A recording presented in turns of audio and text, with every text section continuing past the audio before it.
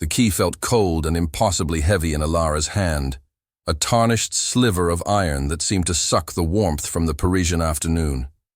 It had arrived in a plain envelope, slipped under the door of her tiny bookshop, with no note, no return address, just her name written in a spidery, unfamiliar script. The only clue was the address etched into the bow of the key, 13 Rue des Ombres, a street she had walked 1,000 times. Yet this number did not exist. It was a hook, baited with pure, undiluted mystery, and she was helpless not to bite. What would you do if a key to a door that shouldn't exist found its way to you? If you're captivated by the unknown, consider subscribing to our channel and hitting the bell, because this is just the beginning of the labyrinth. Driven by a curiosity that overrode her better judgment, Elara spent the evening tracing the edges of the familiar Rue des Ombres, her fingers brushing against cold stone until, tucked between a patisserie and a boarded-up antique store, her fingers found not brick, but weathered wood. A door materialized where none had been before, its surface bleached by time, a single dark keyhole, its only feature. The key slid in with a soft, satisfying click. The door swung inward on silent hinges, revealing not a room, but a narrow descending staircase that smelled of damp earth and forgotten things. This was the first layer of the mystery, a secret buried in the heart of the city she thought she knew.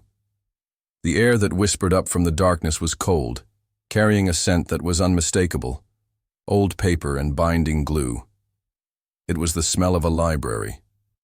The stairs led her down into a cavernous space that defied logic. It was a library, but one of impossible scale, its shelves carved from the living rock of the city's foundations, stretching up into a gloom where no ceiling was visible, only a darkness punctuated by the soft, ghostly light of floating orbs that drifted like will-o'-the-wisps. This was the second hook, a hidden, subterranean archive of unimaginable breadth, and she was not alone. A figure, an old man with eyes like milky quartz, moved through the shadows. He placed a single, leather-bound book on a reading stand before her. "For you," he whispered, his voice like the rustle of pages. The story that was never meant to be lost. The book's cover was blank. "This is where the mystery deepens, and you'll want to stay with us to see what she finds inside, so don't forget to subscribe for more tales that unravel the fabric of reality."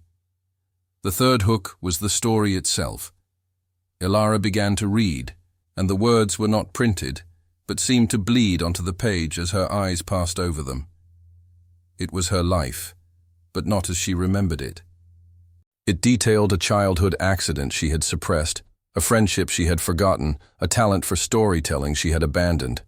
It spoke of a promise made by her grandfather, the founder of her bookshop, a vow to be the keeper of this very place, a sanctuary for stories that the world above had tried to erase. Uncomfortable truths, silenced voices, and histories rewritten by the victors. The weight of the revelation was a physical pressure on her chest. This was no random curiosity. It was her inheritance. The climax came with the sound of a second door groaning open somewhere in the vastness. The milky-eyed keeper looked up, fear etching new lines onto his ancient face. "They have come," he breathed. "They know a new keeper has been found. They will try to seal it forever." Heavy, booted footsteps echoed in the distance, growing closer. Elara faced a pivotal choice: flee back to her simple, uncomplicated life above, or stand and protect a legacy she had only just discovered was hers. She looked at the endless shelves, these fragile paper guardians of truth, and she felt a surge of resolve. She would not let them be silenced again.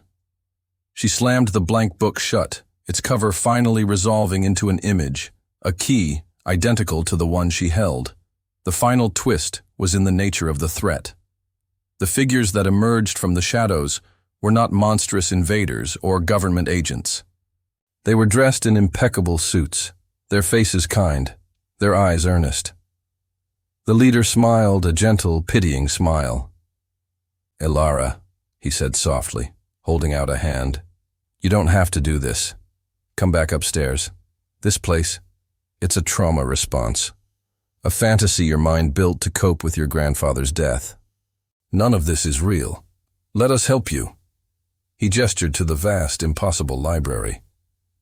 This is all in your head. For a terrifying moment, his words rang with a horrifying plausibility.